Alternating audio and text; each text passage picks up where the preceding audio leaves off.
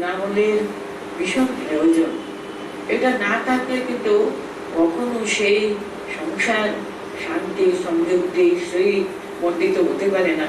সংসার যদি না হয় সমাজ হবে না, সমাজ না হলে তো বিরাট বড় রাষ্ট্র গঠিত হতে পারে না। এইসব নিয়ে কত বেশি ওরা নারীদের সম্মান দিয়েছিল। দেখুন, মৃত্যু সর্বহরশ্চ অহম উদ্ভবশ্চ ভবিষ্যতাম কীর্তি শ্রী বাক্ নারীণা স্মৃতি মেধা ধৃতি সম। মেধা কিন্তু বলছেন কেন? বুদ্ধি, বুদ্ধি রূপে না নমস্তে নমস্তে। মনে আছে আমরা চন্ডিতে পড়েছি না? শ্রী শ্রী মা দেখুন আমাদের মতো উনি কলেজেও যাননি, স্কুলেও যাননি, কোনো পাশও করেনি, কিন্তু কি বুদ্ধি, প্রখর বুদ্ধি মা ঠাকুর নিজের মুখে বলেছেন। সে মহাবুদ্ধিমতী ও সারদা সরস্বতী জ্ঞান দিতে এসেছে। অদ্ভুত লাগে কিন্তু। হ্যাঁ, উনি কি করে সবকিছু সমস্ত তাকে স্বামীজি বলেছেন তিনি সঙ্গ জননী। যেদিন সকালবেলা 1897 1st May যেদিন আমাদের রামকৃষ্ণ মিশন অ্যাসোসিয়েশন প্রতিষ্ঠা করলেন স্বামীজি, সেই দিনই বিকেলে দেখেন যখন বড় সভা হয়েছিল, সেখানে বলছেন তিনি যে সঙ্গ হতে চলেছে, উনি বলছেন তিনি কি শুধু আমাদের গুরুপত্নী বলে আমি তার কথা বলতে চাই বাবা, তা কিন্তু নয়। উনি কিন্তু আমাদের এই সঙ্গ যে হতে চলেছে সেই সঙ্গের তিনি উনি বলছেন তিনি ঠিক ঠিক কর্তা, তিনি কিন্তু আমাদের সঙ্গ রক্ষা করছেন, তিনি পালনকারিণী, তিনি আমাদের সত্যি সত্যি সঙ্গ জননী। এইভাবে কিন্তু স্বামীজি স্বয়ং বলেছিলেন। আপনারা সকলে জানেন কিরকম ভাবে স্বামীজি মায়ের কথা, স্বামী ঠাকুরের কথা নিয়ে কত তর্ক, কত বিতর্ক, কত পরীক্ষা, কত কি চালিয়েছে, তাই না বলুন তো? কিন্তু মার একটি কোনো কথা মা যা বলেছেন তার কোনোদিনও বিলুপ্তি করেনি, কোনো কথা, তার বিরুদ্ধে কোনো কথাই, সামান্য কথা। পাচক বানরকে স্বামীজি তাড়িয়ে দিয়েছিল, ভীষণ চুরি করতে পারে। ঠাকুরের ভোগ আনবে, ও চুরির জিনিসপত্রগুলো সরিয়ে দিচ্ছে। তার জন্য একদিন হাতে হাতে তাকে ধরে দেওয়া হলো। সেদিন থেকে স্বামীজি বললেন, যা, তোমার মতো অসৎ লোক রান্না করা চলবে না, ঠাকুরের মধ্যে তাড়িয়ে দিয়েছে। কিন্তু লোকটি কিন্তু বুদ্ধিমান ছিল, ও মার কাছে গেছে, মার কাছে গিয়ে অবশ্য গিয়ে বলেছে, মা আমি খুব অন্যায় করেছি, মা আর কোনোদিনও করবো না, মা কোনোদিনও করবো না বলে খুব কান্নাকাটি করে আমি কথা দিচ্ছি, মা আমার মস্ত বড় অন্যায় হয়েছে, তা বলে স্বামীজি তাড়িয়ে দিলেন। মা আমি কোথায় যাবো, আমার 5টি ছেলে মেয়ে, তারা তো না খেয়ে মরবে, কি করবো আমি, বলে খুব কেঁদেছি। তখন সেদিকে বাবুরাম মহারাজ যখন গেছেন মার কাছে কোনো কাজের জন্য, উনি কলকাতায় গিয়েছিলেন, তখন মা বলছেন, তোমরা সাধু, তোমাদের আবার রান্না লোকও চাই, আগে তাড়ানো চাই না, তাড়াতেও হয় ওকে, কি করে নড়ে ওকে দাঁড়িয়ে দিল বলো দেখি? ও গরিব মানুষ, তোমরা তো দারিদ্রের কিছু জানো না বাবা। কেন ওরা কিছু জানে না, মা খুব বলছে বলতে, তোমরা তো জানো না মানুষের দারিদ্রে সে একটু ওরকম চুরি করে ফেলেছে, কি করা যায়, তাকে কিন্তু ফেরত নিয়ে যান। প্রেমানন্দ মহারাজ স্বামীজি একটা কাজ করেছেন, উনি তার উল্টো করতে পারেন। উনি ভয়ে ভয়ে বলেছেন, মা আমি যদি নিয়ে যান স্বামীজি তো কোনো রাগ করবে দেয়। তখন মা খুব জোর গলায় বলতেন, আমি বলতে নিয়ে যান। প্রেমানন্দ মহারাজ নিয়ে এসছেন ওকে। উনি যে নৌকা থেকে নামছেন, স্বামীজি উপরে বারান্দায় বসেছিলেন, তিনি দেখতে পেরেছেন, এত রাগ হয়েছে স্বামীজি। আবার বাবুরামদা ওই লোকটিকে নিয়ে এলো, বলতে বলতে রেগে রেগে উনি সিঁড়িগুলো উঠে নেমে এলেন। আর তখন ওকে নিয়ে উনি উঠবেন, উনি বলছেন, বাবুরামদা তুমি এরকম ওকে আবার? উনি শুধু বললেন মা বলেছে। আর স্বামীজি একটা কথা বলেন, শুধু উনি আবার সিঁড়ি উঠতে আরম্ভ করলেন। উনি নাকি সেই সিঁড়িতে উঠে নাকি বলেছিলেন শালা হাইকোর্ট চিনেছে। দেখুন স্বামীজি মেনে নিয়ে গেলেন, মা বলে সাক্ষাৎ হাইকোর্ট। এত রাগ হয়েছে কিন্তু কিছু বলতে পারেন তো, কার উপরে রাগ দেখাবে? তার জন্য উনি নাকি বলেছিলেন শালা হাইকোর্ট চিনে বলেছে। এইরকম দেখুন মার কথাটা ওরকম করে ওরা মানতে না, কারণ তিনি এত একেবারে সারদা সরস্বতী জ্ঞান গাইনি।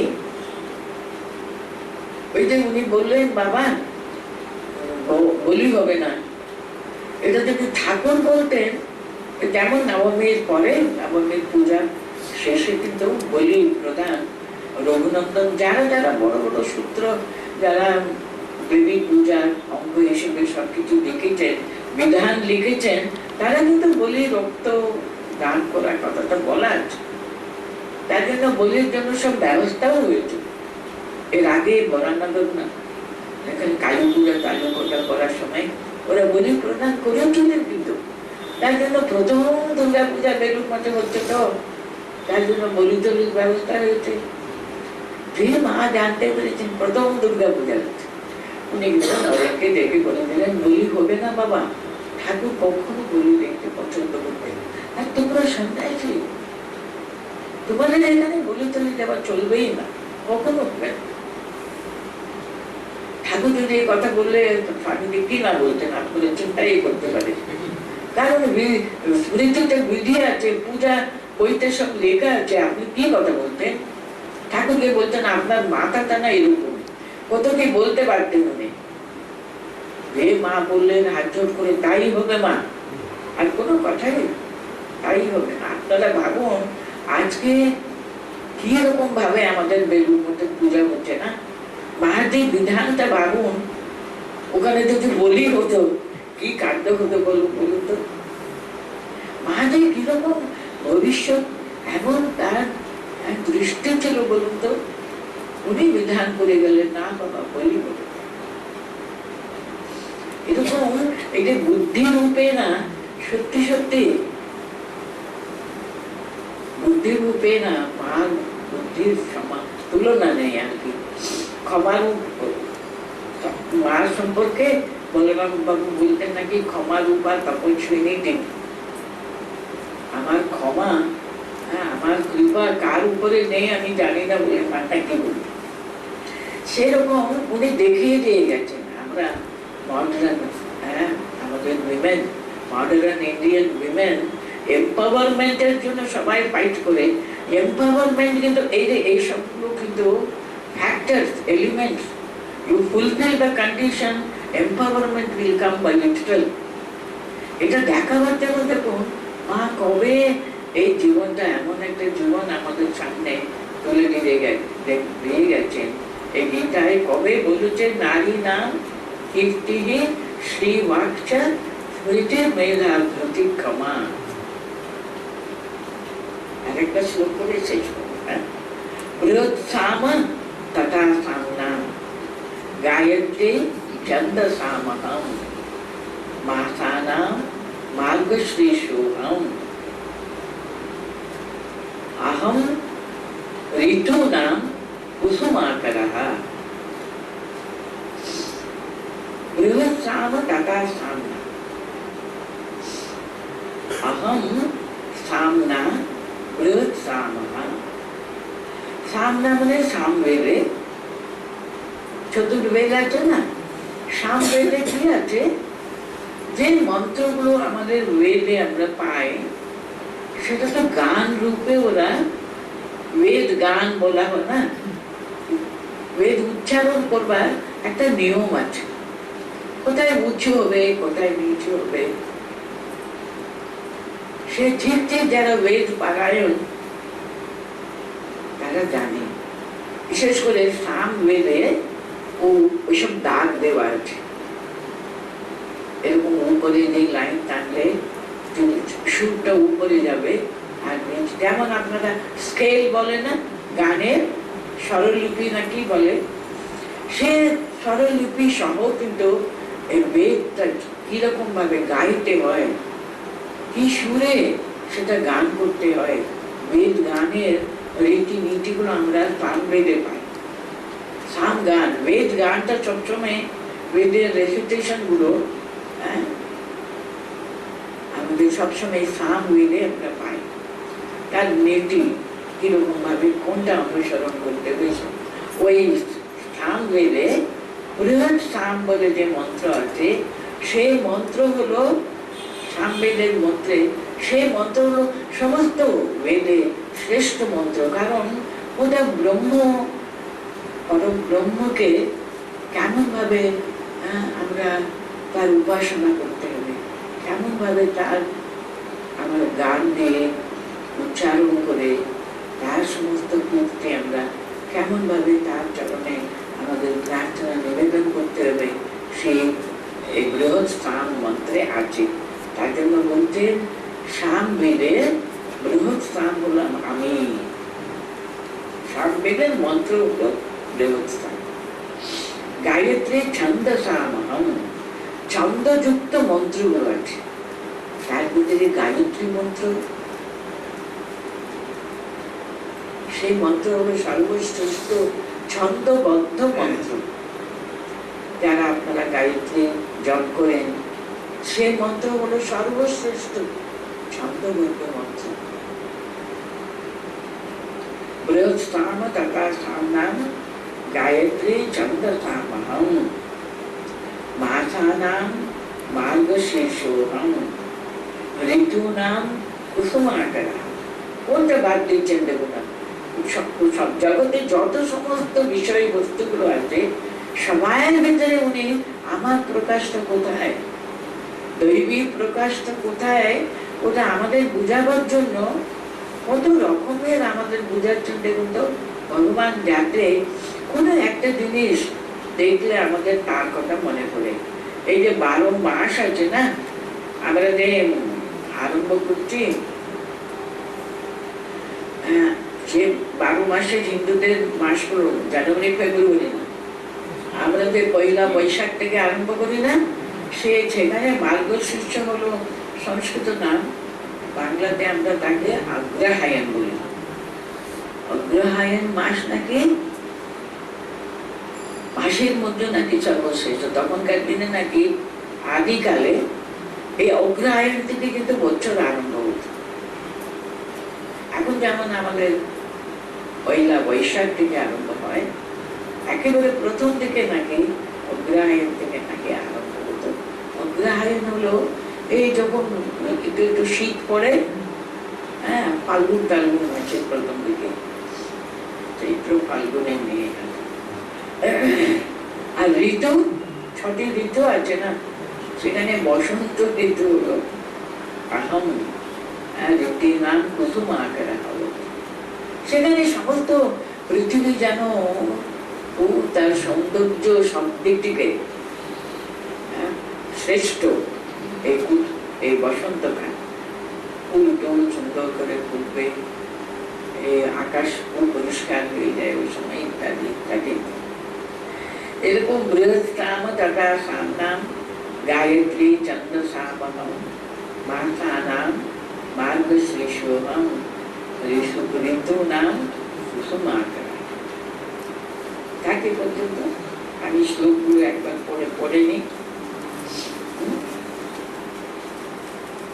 প্রহ্লাদশ্চাস্মি দৈত্যানাম কালহ কলয়তামহম, মৃগানাং চ মৃগেন্দ্রোহম, वैनतेयश्च पक्षिणां, पवनः पवतामस्मि, रामः शस्त्रभृतामहं, जशानां मकरश्चास्मि, स्रोतसामस्मि जाह्नवी, सर्गाणाम् आदिरन्तश्च मध्यं चैवाहमर्जुन, अध्यात्मविद्या विद्यानां वादः प्रवदतामहम्, अक्षराणाम् अकारोऽस्मि द्वन्द्वः सामासिकस्य च, अहमेवाक्षयः कालो धाताहं विश्वतोमुखम्। মৃত্যু সর্ব অনষ্ঠাহম।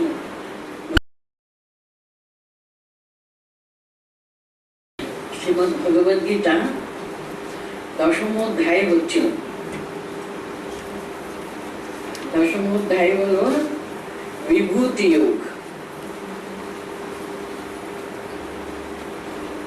বিভূতি মানে কি?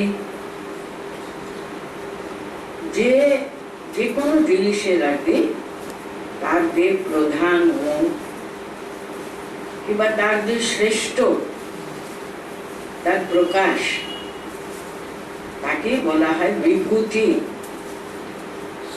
তার অন্তর্নিহিত শ্রেষ্ঠতার প্রকাশ।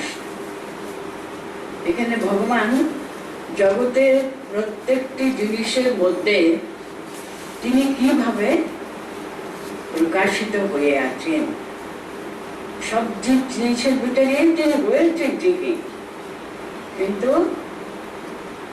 তাদের ভিতরে সবচেয়ে বেশি প্রকাশ, প্রকাশ মানে তিনি যে প্রকাশিত হচ্ছেন তার কাম্য না, তারতম্য কিন্তু নয়। যে বস্তু তাকে কতটুকু গ্রহণ করবে, কতটুকু প্রকাশ করতে পারবে, তার ক্ষমতাটা কতটুকু। হ্যাঁ, আমি যত পরিষ্কার, আমার যে আয়না যত পরিষ্কার থাকে, সে তো আরো যত বেশি প্রকাশ করতে পারে, তাই না? আমার আয়নাতে যদি ভীষণ নোংরা করে থাকে, কলুষিত হয়ে থাকে, সে দোষটা কিন্তু আয়নার তো নয়। সে প্রকাশ করবার ক্যাপাসিটি কিন্তু ঠিকই আছে, তার ওই যে কালিমা, সেই কলমশগুলো দূর করে দিতে হবে। উনি বলছেন কোথায়, কোন বস্তুতে সে এত বেশি তার সামর্থ্য, তাকে সুন্দরভাবে সমগ্রভাবে সে প্রকাশ করতে পারছে, বেশি ভাগে প্রকাশ করতে পারছে। সেটাই উনি জগতের বিভিন্ন বস্তুর মধ্যে, যেমন গাছ, গাছের মধ্যে দেখবে আমি অশ্বত্থ গাছ, কত রকমের পৌরাণিক কাহিনী আছে অশ্বত্থ গাছে দৈবী প্রকাশের কত বেশি। যেমন আমরা তুলসী গাছে পূজা করি, তাই না বলুন? কেন? সেখানে দৈব প্রকাশটা অনেক বেশি। ঠিক তেমনি যেমন বললেন অশ্বত্থা সর্ববৃক্ষাণাং দেবর্ষীণাং চ নারদঃ ইত্যাদি ইত্যাদি আমরা পাঠ করে শেষ করেছিলাম, প্রায় 29 বোধহয় হয়ে গেছে না? হ্যাঁ, 30 হয়ে গেছে। ঠিক আছে, আমি 30 শ্লোকটা একটু উল্লেখ করে তারপর শ্লোকে যাব। প্রহ্লাদশ্চাস্মি দৈত্যানাং, আমি যা বলছিলাম, দেখুন উনিও তো, প্রহ্লাদ হলো হিরণ্যকশিপুর ছেলে, তো আসরিক মানুষ মানে কি? যাদের ভিতরে আসরিক প্রকৃতিতে বেশি প্রকাশ, আসরিক গুণাবলী। আমাদের ভিতরে কিন্তু আসরিক গুণ এবং দৈব গুণ দুটোও আছে। আমরা যেমন যেমন ভাবে ওটা প্রকাশ করতে পারি, তাই না? আমরা রাক্ষস মনে তাদের কি একটা বিচিত্র মনে মনে ভাবি, তো সেটা না। এখানে হিরণ্যাক্ষ, হিরণ্যকশিপুর ছেলে হলো প্রহ্লাদ। উনি তো জন্মেছেন কিন্তু অসুর কুলে, তার মধ্যে প্রবৃত্তি কিন্তু কত বেশি আসরিক প্রবৃত্তি তো থাকবার কথা, তাই না? কিন্তু দৈত্যানাম প্রহ্লাদস্তাস্মি, ভাগবতী শক্তি, দৈবী শক্তি, সেটা বেশি প্রকাশ কোথায়? উনি অসুর, উনি জন্মেছেন কিন্তু অসুর কুলে, অথচ কিন্তু তার ভিতরে কত দৈবী সম্পদ, কত বেশি তার দৈবী গুণ তার প্রকাশিত হয়েছিল। ছোটবেলা থেকে ভগবানকে ভালোবাসেন, শ্রীমৎ নারায়ণের ভক্ত, তার গুণগান করতে উনি ভালোবাসেন সর্বদাই, কিন্তু স্বতঃস্ফূর্তভাবে ছোটবেলা থেকে কিরকম ভালোবাসেন দেখুন ভগবানকে। এই প্রহ্লাদ বাবা কত রকমের তাকে বোঝা করা গেল, শাস্তি দেওয়া হলো, তা হলেও কিন্তু তার যে ভালোবাসার এতটুকু কমতি নেই, তাই না? প্রহ্লাদের গল্প তো আপনাদের সকলেই জানা আছে আর কি, কালহ কলয়তামহম। এই কলয়তা কথার কিন্তু দুটো মানে আছে। একটা হলো সবকিছু গ্রাস করে ফেলি, নিজের ভিতরে সব কিছু কিন্তু ঢুকিয়ে নেয়। আরো একটা মানে আছে কিন্তু, যারা গণনা করে, কালয়তাম সংস্কৃত কথায় এক একটা কথা যে এত রকমের তাকে ব্যবহার করা যায় আর কি। এই যে কালয়তাম মানে যে সমস্ত গ্রাস করে ফেলে, তাদের মধ্যে কিন্তু আমি টাইম কাল তাই না বলুন? আজকে এমন একটা ভীষণ জীবনে আঘাত পেয়ে আমার প্রচন্ড দুঃখ হয়েছে, কিন্তু দেখুন সময়টা কিন্তু 1 বছর 2 বছর 3 বছর গত হতে হতে সে ঘাটা কেমন আস্তে আস্তে আস্তে শুকিয়ে গেল, তাই না?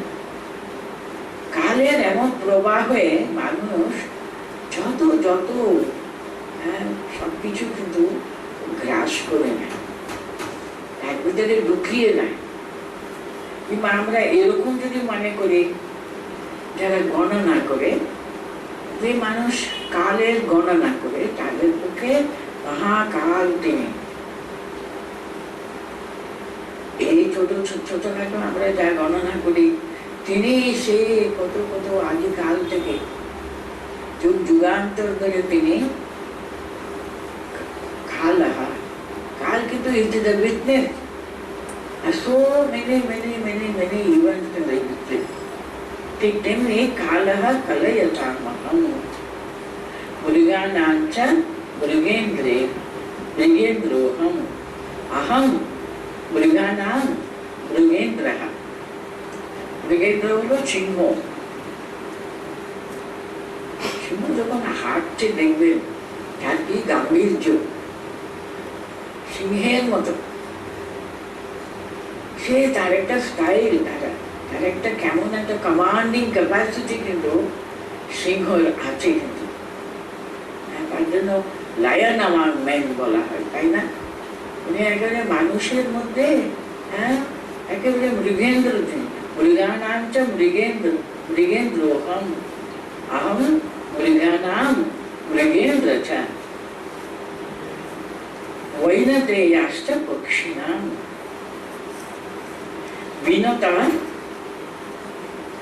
তার পুত্র বলে তার গরুর পাখিকে বলা হচ্ছে পাখিদের মাঝখানে সর্বশ্রেষ্ঠ। কেন? শ্রীমৎ নারায়ণ স্বয়ং তার বাহন রূপে তাকে ব্যবহার করেছে।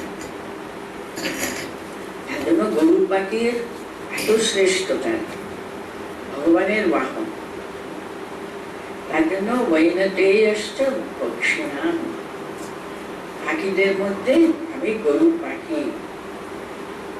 এটা হলো 30, আপনাদের হয়ে গেছে বললেন। আমি এরপরে তো করছি পাবনঃ পাবতামস্মি রামঃ শস্ত্রবৃথামহম যশানাম মকরশ্চাস্মি শ্রোতসামস্মি জাহ্নবী। পাবতাম অহম পাবনঃ अस्मि। এখানেও দেখুন পাবতাকাতের কিন্তু দুটো মানে আছে। খুব প্রচন্ড বেগে জানা যাবে।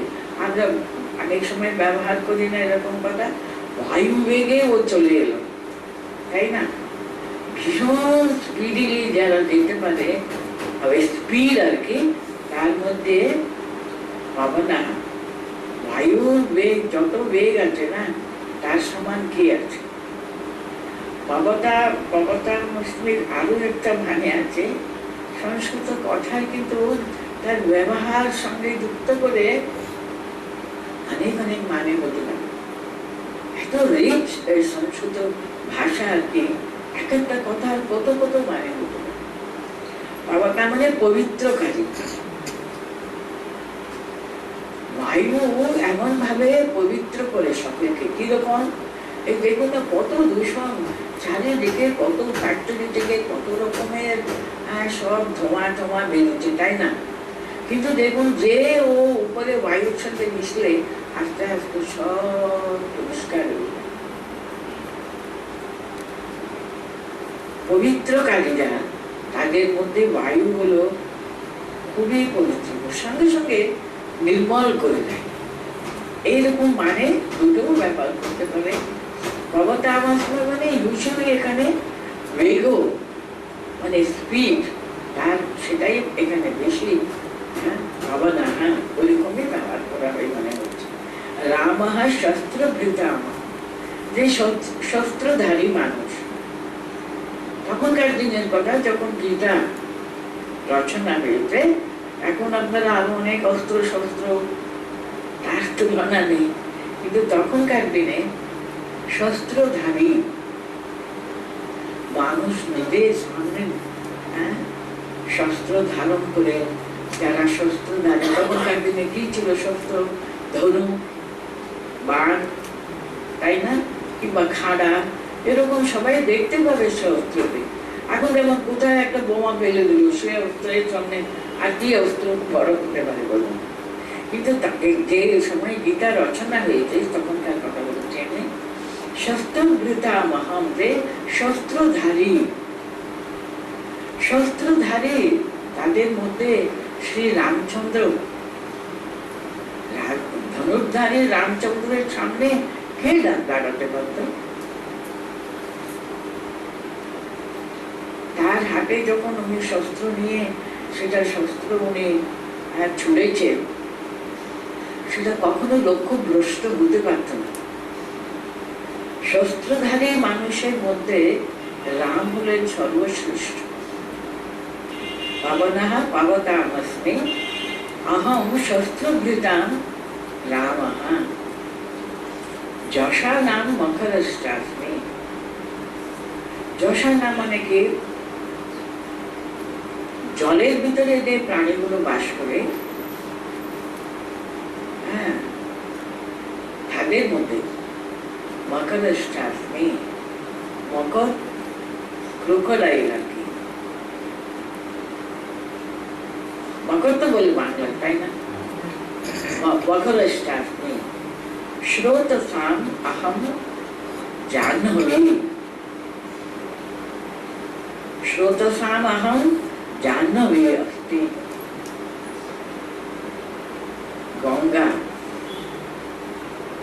গঙ্গা দেখুন, আমরা গঙ্গার কাছে বাস করি, আমরা গঙ্গার মহিমাটা কতটুকু বুঝি আমি জানি না। আমি তো দক্ষিণ দেশে দেখেছি, সে কোন সময়ে তার বাবা না দাদু না কে একটা পাত্র করে গঙ্গা জলে, even scientifically it has been examined, Ganga জলে কিন্তু কখনো পোকা হয় না। যতদিন আপনারা শিশুতে হোক, একটা পাত্রতে ইউজুয়ালি তাকে করা হয়, বলে রাখা হয়, গঙ্গা জল কিন্তু কখনো কিন্তু অশুদ্ধ হয় না, নষ্ট হয়ে যায় না। যতদিন হলেও কিন্তু তার যে কি যে তার কেমিক্যাল, অন্যান্য জলটা কিন্তু অনেক দিন যদি ওরকম ধরে রাখলে কিন্তু পোকা হয়ে যায়, নষ্ট হয়ে যায়। কিন্তু গঙ্গা জলের মহিমা এখনো তারা ডিসকভার করে বুঝতে পারেনি। এই জলের ভিতরে এমন কিছু মহিমা আছে। কিন্তু আমাদের কাছে, বিশেষ করে হিন্দুদের কাছে, ওই গঙ্গা জল মৃত্যুর সময় এক ফোঁটা মুখে পাবার জন্য মানুষ কি ব্যগ্র। আমি দক্ষিণ দেশে দেখেছি, ওই একটুখানি গঙ্গা জল সংরক্ষণ থাকে, ওই মৃত্যুকালে এক ফোঁটা মুখে দেবার। সেই গঙ্গা জলের মধ্যে বলতেন স্রোতসামস্মি জাহ্নবী, যে স্রোতবতী নদী, যাদের মধ্যে হলাম আমি জাহ্নবীতে আর কি দৈবী ক্যাপাসিটি গুলো, দৈবী কোয়ালিটি, সেটা অনেক বেশি প্রকাশ। একটুখানি গঙ্গা জল মুখে দিলে মনে হয় সমস্ত শরীর মন সব পবিত্র হয়ে গেল। ওই যে একটা, আমরা এটা হতে পারে আপনারা মনে করেন, সে আপনাদের একটা ট্রেডিশন আপনারা মনে করেন, সে যাই হোক, কিন্তু গঙ্গা জল স্পর্শ করলে মনে হয় যেন সমস্ত শরীরটা মহাপবিত্র হয়ে গেল। তার জন্য গঙ্গার জলের এত মহিমা। পাবনঃ পাবতামস্মি রামঃ শস্ত্রভৃতামহং যশানাম মকরশ্চাস্মি শ্রোতসামস্মি জাহ্নবী सर्गानाम आदिरन्तश्च मध्यं चैव अहम अर्जुन। हे अर्जुन, अहम सर्गानाम आदि मध्यः अन्तश्च अध्यात्म विद्या विद्यानां वादः प्रवदतामहम्। सर्ग मने सृष्ट वस्तु, सृष्टि, सृष्टिर आदि मध्य एवं अंत। अहम सर्गानाम आदि मध्यम च अंत एव च। आमी सृष्टिर आदि এই সমগ্র জগতে যা বস্তু আমরা দেখতে পাই, কিন্তু এই গীতায় কিন্তু এই অধ্যায়ে কিন্তু আমরা আরেকটা শ্লোকে এই একই মানে 20 নম্বরের শ্লোকে আপনারা পড়েছেন। কি পড়েছেন বলুন তো? अहम आत्मा गुणाकेश सर्वभूतावस्थितम বলেছেন না? সমস্ত জগতের সবকিছুর ভিতরে আমি অবস্থান করছি। ওখানে বলছেন আদি অন্ত সবই আমি, কিন্তু ওখানে শুধু সচেতন মানে প্রাণীবর্গকে উদ্দেশ্য করে বলা হয়েছিল, কিন্তু এখানে কিন্তু সমগ্র সৃষ্টি সর্গা নাম বলতেন, মানে চলাচল। এখানে চর অচর পৃথিবীতে যা সৃষ্টি আমরা দেখতে পাই, পাহাড় বলুন, জঙ্গল বলুন, জল বলুন, নদী বলুন, যা যা চোখে পড়ে ষষ্ঠ বস্তু, সমস্ত সৃষ্টির সর্গা নাম কথাটা তার জন্য ব্যবহার ব্যাপারটা কি হচ্ছে, ওটা শুধু প্রাণীবর্গকে নির্দেশ করা গেছিল। এখানে কিন্তু সমগ্র সৃষ্টি, ষষ্ঠ জগৎ, সচরাচর, এই পাটকেল থেকে আরম্ভ করে, পাথর থেকে আরম্ভ করে সব সৃষ্টিকে উনি বলছেন আমি এর আদি মূল, সৃষ্টির স্থিতি আর সংহার সবকিছুকে মিলে বলছেন আমার ইচ্ছা তো। তাই না আমরা বেদে কি পড়েছি? বেদে বলা হচ্ছে উনি একা ছিলাম, আহম বহুশ্যাম অভূত, আমি বহু হতে চাই। একা কি আনন্দ করা যায় নাকি? তার জন্য উনি নিজে বহু হলেন। উনি নাকি একা ছিলেন, উনি সব কিছু, সমস্ত সৃষ্টি, সমস্ত কিছু তিনি সৃষ্টি করলেন। কিরকম করলেন? নিজেকে নিজে সবকিছু করলেন। তার জন্য বলতেন আমি আদি মধ্য এবং অন্ত, সবকিছু যাহা যাহা নেত্র করে তাহা তাহার ইষ্ট ফুলের পূজা। সত্যি সত্যি ভগবানকে যদি যে অন্তর থেকে সে বুঝতে পেরেছে, সাক্ষাৎ করেছে, উনি কিন্তু যাহা যাহা নেত্র করে তাহা তাহা কৃষ্ণ ফুলের পূজা। আর ইষ্ট কিন্তু প্রত্যেকটা অণুকণার ভিতরে, তাই দর্শন করেন। তার জন্য এখানে বলছেন স্বর্গানাম আদিরন্তশ্চ, ষষ্ঠ পদার্থ যা কিছু আছে সবকিছুর মধ্যে অর্জুন আমি রয়েছি। কিন্তু এটা প্রথম লাইনের মানে হল। দ্বিতীয় লাইনে কি আছে? অধ্যাত্ম বিদ্যা বিদ্যানাম। বিদ্যা মানে কি? যত সমস্ত জ্ঞান অর্জন করা, যত রকমের বিদ্যা জগতে আছে, নলেজ অফ ভেরিয়াস সাবজেক্টস। খুবই ভালো। কত কত কত জ্ঞানী, কত এমএ, কত একটা দুটো তো না, অনেকগুলো সাবজেক্টে এমএ পাস, অনেক সাবজেক্ট গুলো জানা। কিন্তু যদি ভগবানকে জানবার, নিজের অন্তরে যে সে আত্মারূপী সকলের অন্তরে রয়েছেন তিনি, তাকে যদি না জানলাম উনি বলছেন আমি সর্গানাম আদি মঞ্চ অন্ত। তাকে জানলে তিনি সব বলে দেবেন। এই স্রষ্টের যত জ্ঞান আছে সব তাকে জানলে জানা হয়ে যায়। তাই জন্য বলছেন অধ্যাত্ম বিদ্যা। সে আদি মধ্য অন্তে যিনি সবকিছু পরিব্যাপ্ত করে রয়েছেন, তাকে যদি জানা যায়, তার সঙ্গে যদি আমাদের পরিচয় হয়, তাকে জানবার যে অন্তরের ব্যাকুলতা যদি জন্মে, তাহলে দেখবেন ঠিক ঠিক সে জ্ঞান অর্জন করতে পারে। তার জন্য উপনিষদে দেখবেন শিষ্য সমিত পানি হয়ে গুরুর সকাশে গিয়ে সমিত পানি হয়ে সাষ্টাঙ্গ প্রণিপাত করে কি প্রশ্ন করবেন? কাকে জানলেন? কি জিনিসকে জানলে আমি সব জানতে পারি, আর জানবার কিছু বাকি থাকে না। সেই বিদ্যা জানবার জন্য আপনার কাছে আমি প্রার্থী হয়ে এসেছি। এই আমার দীক্ষা, আমাকে আমাদের আকাঙ্ক্ষা পূর্ণ করুন। যা জানলে সবকিছু জানবে, তাকে জানলে সবকিছু জানবে, সেই অধ্যাত্ম বিদ্যা।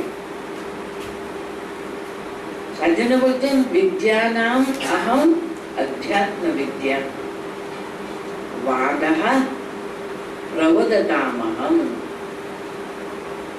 তর্কশাস্ত্রে না এই যে আর্গুমেন্ট,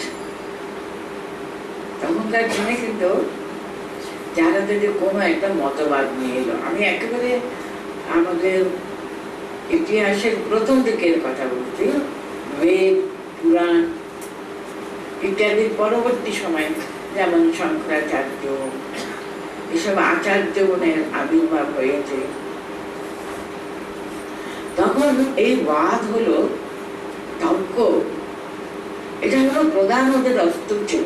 অন্য মতবাদকে খণ্ডন করতে গেলে ওদের সঙ্গে তর্ক করতে হবে। তর্কে তার সমস্ত যত সব সে আর্গুমেন্টস গুলো তোমাদের সামনে প্লেস করুক না কেন, তুলে ধরুক না, আর সেটা সব কিন্তু খণ্ডন করতে হবে।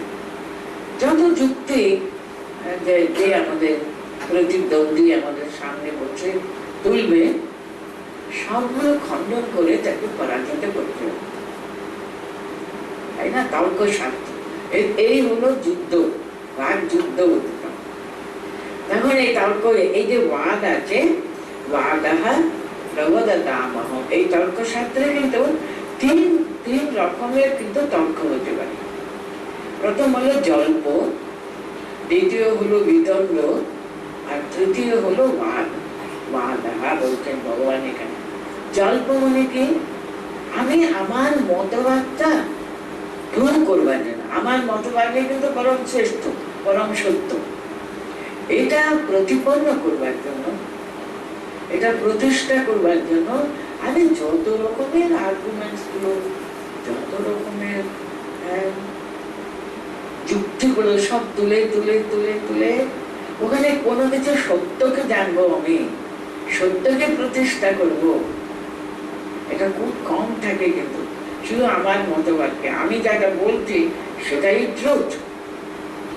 আমি জানি না এখনকার দিনে লয়ার্স দেখবেন তাদের যুক্তিটা প্রতিষ্ঠা করবার জন্য সেটাই কত রকমের যুক্তি তর্ক জুড়িয়ে আমি যা বলছি সেটাই কারেক্ট, এটা যারা প্রতিপন্ন করবার চেষ্টা করে তাদেরকে বলা হতো জল্প বলে। বিতণ্ড মানে সেখানে আমার উদ্দেশ্য হলো ওদের যারা আমার প্রতিদ্বন্দ্বী আর কি, তাদের মতামত একেবারে খণ্ডন করাই আমার প্রধান উদ্দেশ্য। কিছুতেই ওই মতবাদ তো মাথা তুলতে দেব না। সমস্ত এফোর্টস আমাদের সব প্রয়োগ করা হয় শুধু ওর কথাটা খণ্ডন করে দূর করে দেব। ওটা কত ভুল সেটা জগতে দেখাবার জন্য চেষ্টা করব। বাদ কিন্তু বাদঃ প্রবদতামহম বলতেন। কেন? বাদ কিন্তু সত্যটা কি, বরং সত্যটা কিন্তু আমি প্রতিপন্ন করবার জন্য চেষ্টা করছি। এখানে আমি তোমার মতবাদটাও এক্সপ্লেন করব, তুমি কি বলতে চাই, এই তো। এটাই পূর্ণ সত্য কিন্তু নয়। পূর্ণ সত্য দেখো এই রূপে হতে হতে পারে, কি বল? এইভাবে ওই এই সবগুলো কিন্তু সামনে তুলে ধরে বরং সত্যটা কি সেটা প্রতিপন্ন করবার চেষ্টা হলো বাদ। তর্কশাস্ত্রে এরকম 3 রকমের এরকম তর্কের বিভাগ করা আছে। তিনি বলতেন তাতে আমি তার্কিক যুদ্ধে, তার্কিক গণের তর্কশাস্ত্রে আমি কিন্তু বাদ হলো আমি, কারণ সেখানে শুধু সত্য প্রতিষ্ঠা করবারই কিন্তু উদ্দেশ্য। এখানে আমার মতবাদ না তোমার মতবাদ না, সেটা বড় কথা না। সত্যটা কি, সত্যের প্রতি আগ্রহ, সত্যকে প্রতিপন্ন করবার জন্য একান্ত আন্তরিক প্রচেষ্টা, সেটা বাদে থাকে। তার জন্য বাদ প্রবোধতা মহম বলছে। হলো, তাহলে ওই শ্লোকের মানেটা বুঝা গেল তো? সর্গানাম আদিরন্তশ্চ মধ্যম চৈব অহম অর্জুন অধ্যাত্ম বিদ্যা বিদ্যানাম বাদঃ প্রবোধতামহম অক্ষরাণাম আকারোস্মি দ্বন্দ্বঃ সামাজিকস্য চ अहमेव अक्षयः कालः धाताहं विश्वतोमुखम्। ভগবানকে কত ভাবে আমরা চিন্তা করতে চাই, উনি সবগুলো কিন্তু আমাদের সামনে তুলে ধরাবার চেষ্টা করছেন। অক্ষরাণাম আকারোস্মি, একবার ভাবুন না, যে কোনো একটা ওয়ার্ড, যে কোনো একটা পদ যদি আপনারা চিন্তা করুন, আ নয় অকার নয়, সেরকম কোনো কথা আমরা বার করতে পারি? এই যে প্রণব, সেটা ওম, ওমে কোথায় আ আছে নাকি বলতে পারেন, কিন্তু ওমটা কিন্তু এটা কম্পাউন্ড ওয়ার্ড। কিন্তু ওম কি করে হয়েছে? আ উ মা, এই 3টে সম্মিলিত হলো এই অক্ষর ওম তৈরি হয়েছে। ছাড়া কিন্তু হতে পারে। উনি 3টে যেটা বেসিক 3টে শব্দকে নিয়ে এই প্রণবধ্বনি কিন্তু সমস্ত কথার আদি বর্ণই হলো আ। তাই জন্য বললেন অক্ষরাণাম আকারোস্মি দ্বন্দ্বঃ সামাজিকস্য। কি বাদ দিয়েছেন বলুন তো? ব্যাকরণের কত কচাকুচি এখন কত মনে আছে আপনাদের, আমি জানি না। ছোটবেলাতে তো আমরা একটু ব্যাকরণ পড়াশোনা করেছিলাম, তাই না? দ্বন্দ্ব সমাজটা কি মনে আছে কি আপনাদের? সে কবে পড়েছিলাম সব ভুলে গেছে। দ্বন্দ্ব সমাস যেটা বলা হয়, যুক্তাক্ষর কেমন করে, যুক্ত বর্ণ, যুক্ত পদটা কেমন করে তৈরি হল, সেটা সমাস বলা হয়। অনেক রকমের সমাস টমাস আছে, আমারও অত মনে নেই। কিন্তু দ্বন্দ্ব সমাসটা কি জানেন? 2টো অক্ষরের যখন আমরা যুক্ত করলাম, দুটোরও প্রাধান্য থাকবে। একটা প্রায় হয়ে গেল, আর একটা পদের বেশি ইম্পর্টেন্স হলো, তাকে তো না। দ্বন্দ্ব সমাসে কিন্তু 2টো পদেরও কিন্তু সমানভাবে প্রাধান্য থাকে, তাকে দ্বন্দ্ব সমাস বলা হয়। আপনারা বলতে ব্যাকরণের প্রধান কথাই হলো সমাস। ওই সমাসের মধ্যে আমি কিন্তু দ্বন্দ্ব সমাস, কিন্তু সমাস সামাজিক আছে। अहमेव अक्षयः कालः धाताहं विश्वतोमुखम्। আবার কিন্তু কালের কথাটা বলতে নাকি, সে অক্ষয় প্রবাহমান। আমরা কত কত কি মন্বন্তর, কত কি পড়া, কত যুগ, 4টে যুগ আছে না, ত্রেতা যুগ, তারপর ইত্যাদি ইত্যাদি। আমরা এখন শেষ যুগে, কলিযুগে আছি। এখন তো যুগ মানে কত কত অক্ষয় বছর কত কি আছে, সে আমরা সে অনন্তকাল, সে আমি অক্ষয় কাল। এই প্রবাহমান কালের কথা নেই, ইট ইজ এভারলাস্টিং, এর কোনো আদি অন্ত নেই। সেই কাল হলো আমি নিজে, অক্ষয় সে কাল। अहम धाता हूं। কাকে বলে ধাতা হম? যিনি কর্ম ফল মিলাবা, যার অনিমেষ নয়নে তিনি আমাদের অন্তরে বসে সব তাকিয়ে আছে।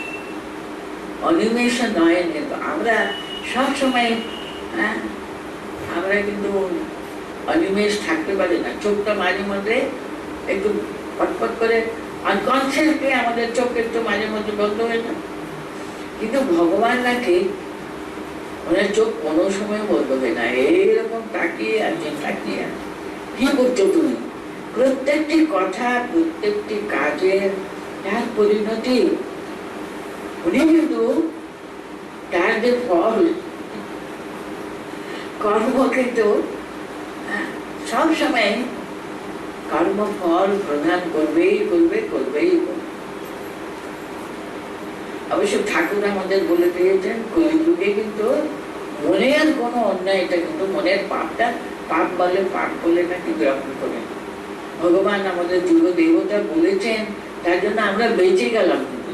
তার জন্য কলিযুগে কিন্তু জন্মালে দুঃখ করবার কোনো কারণ নেই। কলিযুগে কিন্তু মনের পাপটা পাপই নেই বলে দিয়েছেন শ্রীরামকৃষ্ণ দেব স্বয়ং বলেছেন।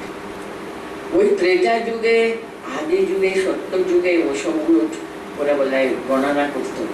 আমাদের এখন ওরা জানে আমরা কত এত অল্প শক্তি নিয়ে জন্মেছি, তো আমরা মনে মনে কত কি করি। আস্তে আস্তে আস্তে অন্তর থেকে আমাদের শুভ বুদ্ধি যখন জাগতে থাকে, সেটা কত জন্মান্তরের পরে হলো, তাই না? তারপর মানুষের মধ্যে শুভ বুদ্ধি জাগরিত হবে, সেটা এমন পরিণত হবে আর কি মনে আমি কল্পনাই করি না, আমার স্বপ্নেও কিন্তু আমি ভাবিনি এই কথা। অনেক সময় আমরা ব্যবহার করি না এরকম। এখানে উনি বলছেন, উনি ধাতা, প্রত্যেকটি কর্ম তার ফলটা বিধান করেন কিন্তু ভগবান স্বয়ং। তিনি আমাদের অন্তরে সদা সর্বদা জেগে আছে, সর্বসময় সবকিছু তিনি। তার জন্য বলতেন ধাতা হম বিশ্বত মুখম বলছে। কত জায়গা উনি চোখ খুলে দেখতে থাকবেন, উনি বলতেন আমি বিশ্বত মুখম, আমি নেই, আমার দৃষ্টি পড়ছে না, এরকম একটা জায়গাও নেই, কোনো জায়গাও নেই। বিশ্বত মুখম, সর্বদিকে কিন্তু আমার দৃষ্টি। ধাতাহম বিশ্বত মুখম, আমি কি বলতে চাইছেন? we cannot escape him। আমি ওকে ফাঁকি দিয়ে দিলাম, এটা কোনো কালেও বলতে পারে না, তিনি সব রেকর্ড করতে না। ধাতা বিশ্বত মুখম, সমস্ত কর্ম ফলের তিনি বিধান করেন, বিধান কর্তা তিনি। তাহলে এই শ্লোকের মানেটা কি হলো? একটু ডিফিকাল্ট মনে হতে পারে। অক্ষরা নাম আকার উষ্ণ, এটা খুবই দ্বন্দ্বঃ সামাসিক, সেটা সামাসে দ্বন্দ্ব সমাস হলেন তিনি। অহমেব অক্ষয়ঃ কালঃ, এটা কালের প্রবাহ কবে আরম্ভ হলো আমরা জানি না। আমরা এরকম পুরাণে পড়ি, সত্য যুগ ছিল, তারপর ত্রেতা যুগ, তারপর দ্বাপর যুগ, তারপর আমরা কলিযুগে নাকি অনেক হয়ে গেছে। আমরা একবারে অনেক শেষ দিকে যাচ্ছি ইত্যাদি ইত্যাদি। জানি না এই কালো প্রবাহ কবে শেষ হবে, কবে আরম্ভ হয়েছিল, সে অনাদিকাল থেকে চলে আসছে কালো। তার জন্য বলছেন অক্ষয়ঃ কালঃ, I am that, I am the witness of the entire time আর কি, টাইম ফ্যাক্টর আমি বুঝছি আর কি, আমি কাল, কাল রূপে আমি সর্বদা বর্তমান। ভাতাহম বিশ্বতৌমুখম, সমস্ত দিকে তার চোখ, তিনি সর্বকিছু কর্মফল ধাতা তিনি প্রদান করেন। তিনি মৃত্যু সর্বহরশ্চাহম উদ্ভবশ্চ ভবিষ্যতাম কীর্তিঃ শ্রীবাক্ নারীণাম স্মৃতি মেধা ধৃতি সমান। अहम सर्वहरः मृत्यु,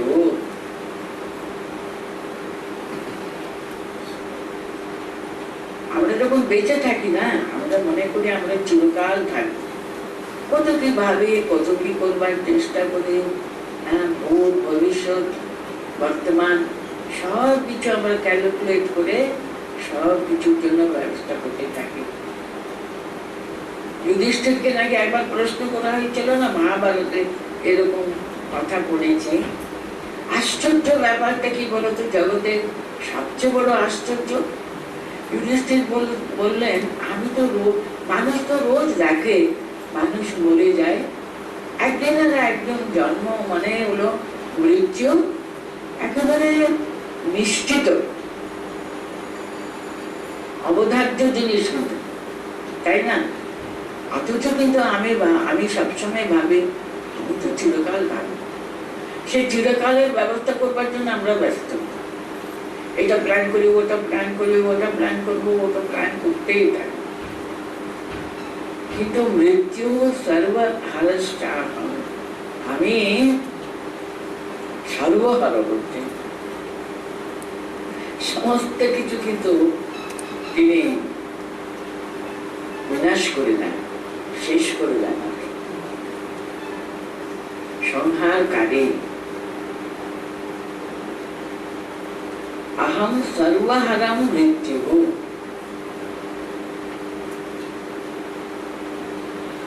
আবার বলছেন কি উদ্ভবশ্চ ভবিষ্যতাম, এদের ফিউচারে আমরা তো এখন দেখতে পাচ্ছি না, ভবিষ্যতে কি হবে না হবে সব কিছু কিন্তু উদ্ভাবকে, ভবিষ্যৎ সৃষ্টি করছেন কে? আমি যে ভবিষ্যতে কি হবে না হবে আমার দ্বারাই হবে। অথচ আমরা সব প্ল্যান করি, একবারও মনে হয় না তো তিনি তো আমাদের বর্তমান ভূত ভবিষ্যৎ সব তিনি জানতেন, তিনি জানেন। তার কাছে প্রার্থনা করি, এটা আমার আন্তরিক প্রার্থনা, তুমি যেন দেখো, তুমি যেন দেখো এরকম যাতে যাতে আমার সংসারে এরকম যেন তারা সুখে আনন্দে শান্তিতে যেন থাকতে পারে।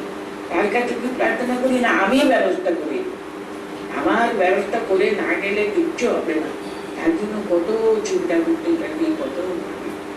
কিন্তু তার পিছনে যে আরেকজন মালিক আছে, জগন্নাথ তিনি, জগতের মালিক তিনি, তার কাছে প্রার্থনা করলে সবচেয়ে বড় কাজ।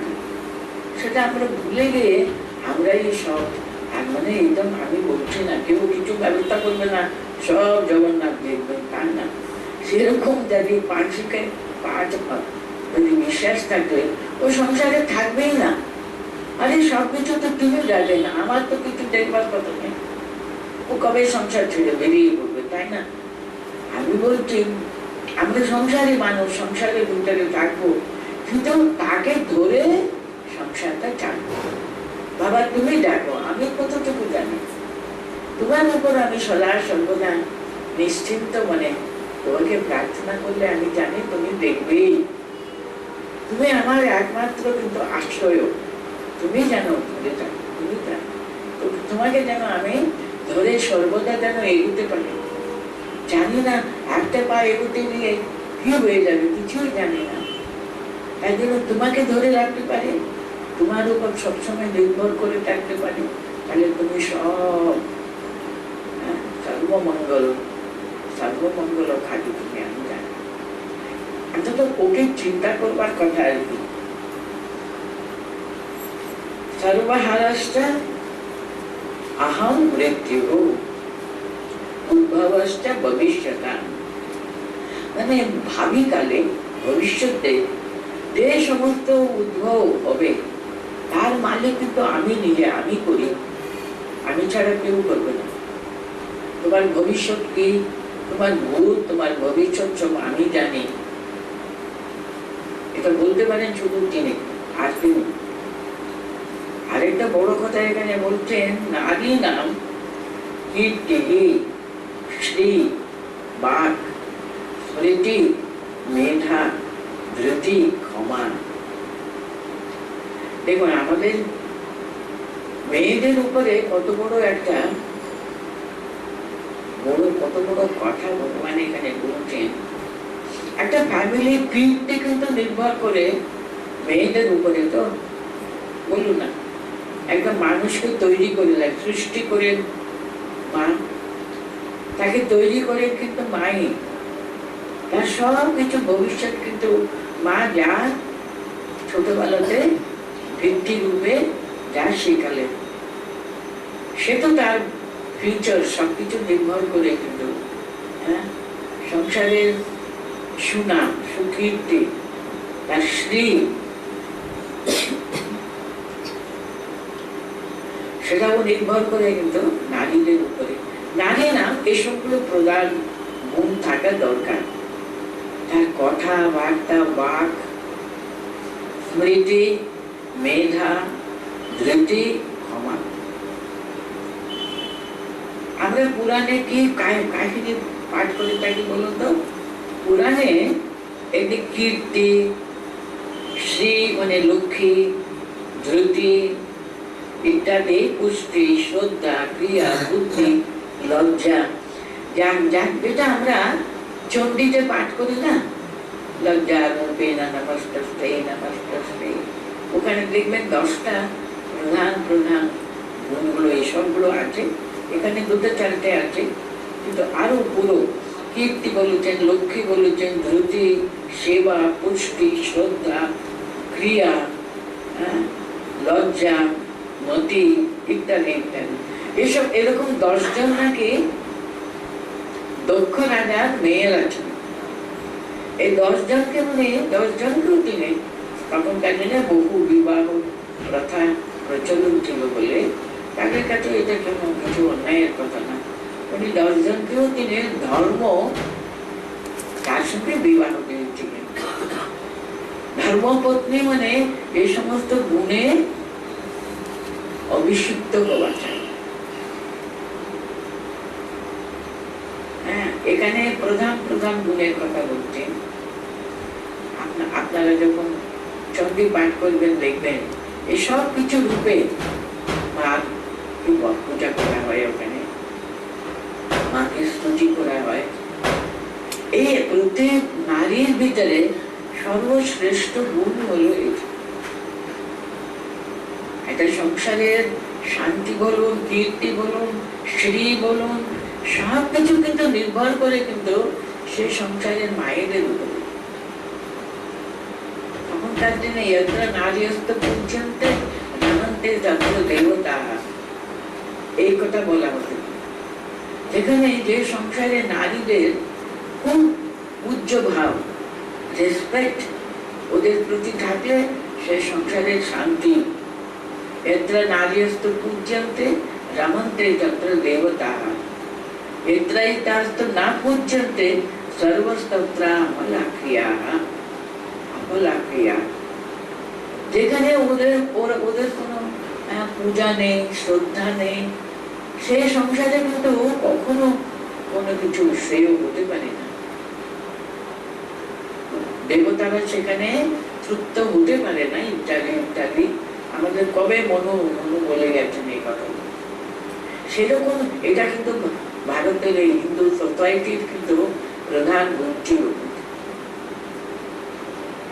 আসলে এখানে নারী নাম কীর্তি, শ্রী, বাক, স্মৃতি, মেধা, ধৃতি, ক্ষমা।